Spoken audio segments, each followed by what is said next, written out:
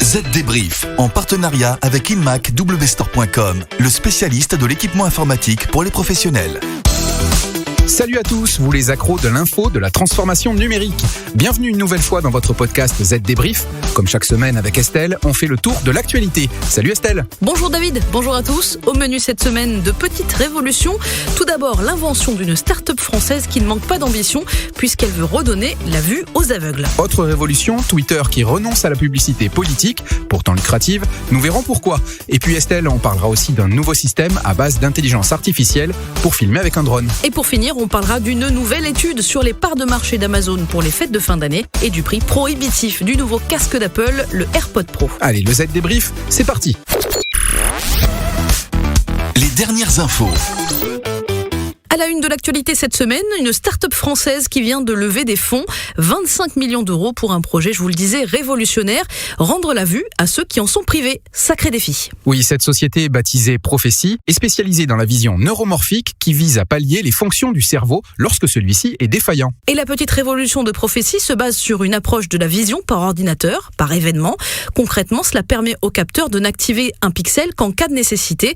Une approche qui permet de réduire la puissance et la latence des systèmes traditionnels. Prophétie espère engager une vraie révolution auprès des malvoyants, mais aussi dans des domaines tels que les véhicules automobiles, l'intelligence artificielle, l'automatisation industrielle et l'Internet des objets. Mais comme souvent, cette société n'est pas la seule sur ce créneau de l'ingénierie neuromorphique.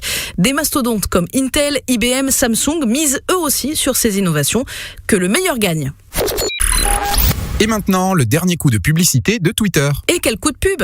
Alors que Mark Zuckerberg, le PDG de Facebook, se faisait crucifier par la députée américaine Alexandria Ocasio-Cortez à propos de la publicité politique et des fake news sur Facebook, le patron de Twitter déclarait que les messages publicitaires d'hommes politiques seraient prochainement interdits sur sa plateforme. Prochainement, c'est même tout de suite, puisque Jack Dorsey a indiqué que l'interdiction prendrait effet le 22 novembre prochain. Une décision historique dans le petit monde agité des réseaux sociaux, dont la principale source de revenus est, je vous le rappelle, la publicité, et dont les partis politiques sont friands. Normal, ces plateformes ont une capacité de ciblage fine et efficace, idéale pour mener des campagnes de publicité performantes.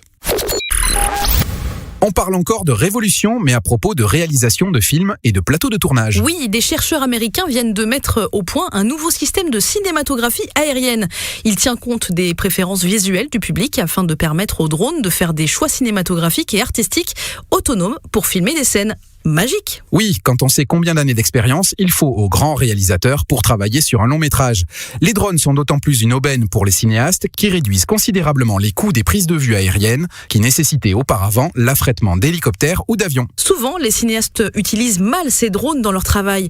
Résultat, les plans ont l'air d'être tournés à l'emporte-pièce. Eh bien, avec ce nouveau système d'intelligence artificielle embarqué dans le drone, cela devrait permettre des vitesses de plan ni trop violentes, ni trop lentes, par exemple. Et ce système pourrait être utilisé en dehors du cinéma, dans la retransmission de rencontres sportives en direct par exemple.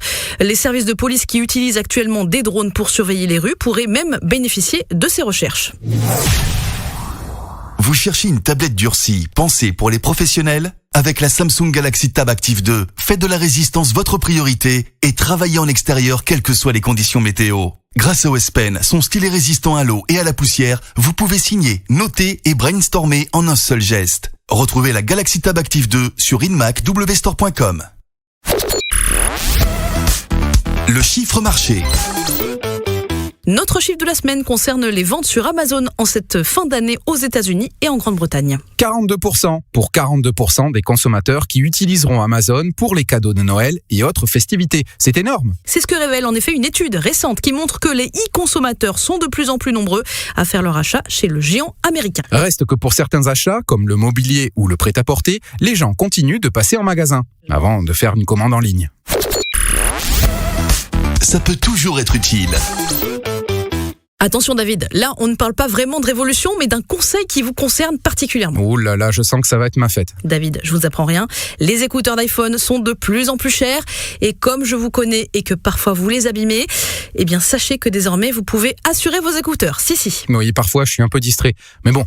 Alors, dites-moi comment faire. Eh bien Apple vient d'annoncer la sortie de ses nouveaux écouteurs sans fil, les AirPods Pro, leur prix 279 €. Alors pour éviter de passer à la caisse plusieurs fois David, un conseil, souscrivez en plus 39 € pour 2 ans de couverture Apple Care+.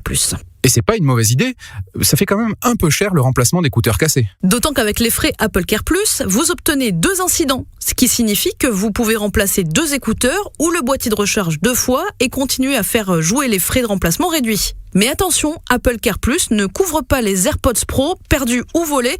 Vous devrez donc payer les frais de remplacement de 99 € si vous perdez un écouteur. Un boîtier de recharge perdu vous coûtera 109 €. Mon avis, vous le connaissez, c'est du vol. Oui, mais c'est Apple. Allez, on ne va pas rentrer à nouveau dans ce débat. Effectivement, sinon on n'a pas fini. En parlant de fin, le Z Débrief, c'est terminé pour cette semaine. On se retrouve la semaine prochaine. Bye bye.